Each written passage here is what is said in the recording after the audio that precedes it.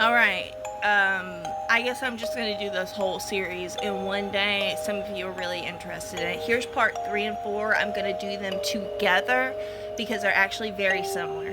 So, me and my fiance, after we had the dream, started looking really intently on how to communicate with these beings because obviously there's something going on. I don't know what it is, but there's some connection going on, okay? So what we did was we watched, I can't remember his name, it might have been David, but it's this big UFO guy who does like circle meditations, and there's a documentary on it.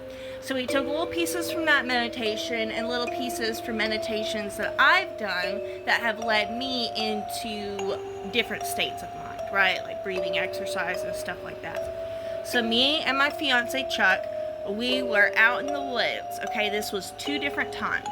The first time we were meditating, and all of a sudden this white box, about, how big would it be?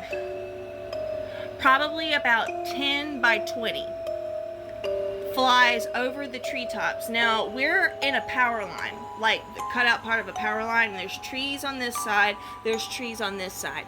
The box flies directly over the trees, not far over the trees, directly over them, very slowly, no noise. We almost didn't catch it.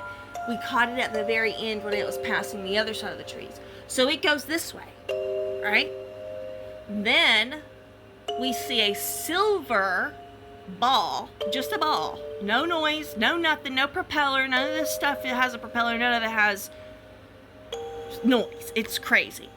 That comes from the direction that the box went, over the other direction to the other side of the trees. So we're like, okay, cool, we've made some kind of contact. They hear us, let's try this again. So I think it was a couple days later, we went out into the woods. We did the same meditation, except for this time, guys, they came right up to us. Okay, there was, okay, let me describe it the best that I can.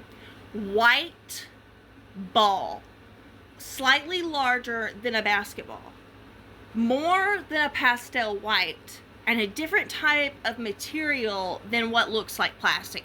But it could almost be considered plastic, but it's something different. It's a pastel white. It's not shiny. And there's a metal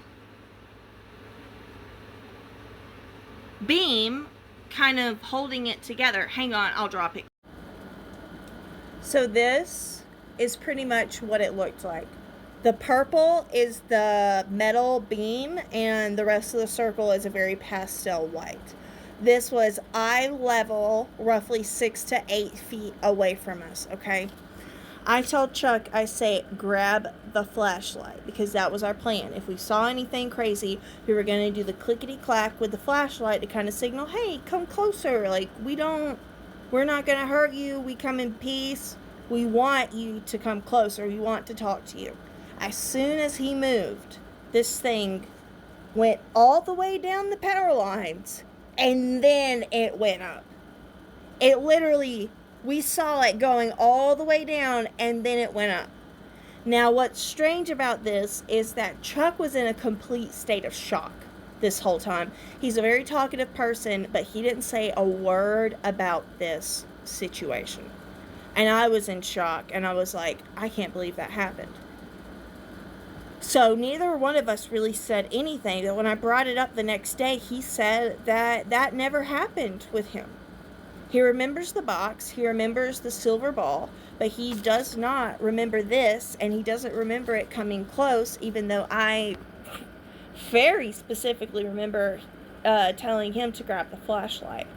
And I've never seen anything that close before, but they definitely tried to make contact that day, and apparently we scared them away. They're very schemish. Now, if you are interested in the meditations that we did, I will do a video on how to contact these beings, because honestly, I don't know. Like, they're aliens, but what else are they? I can give you all the tools, all of the techniques to do the meditation yourself so you can see for yourself that they're here. And they've maybe been here for a long time, and they are far more advanced than we are. This thing did not make a noise. No lens, no propeller, not a noise the entire time. What the is that? This is private property. Military can't be flying drones like that. They don't make drones like this. Silent drones with no propellers, no lens, no nothing. It's mind-blowing. It's mind-blowing.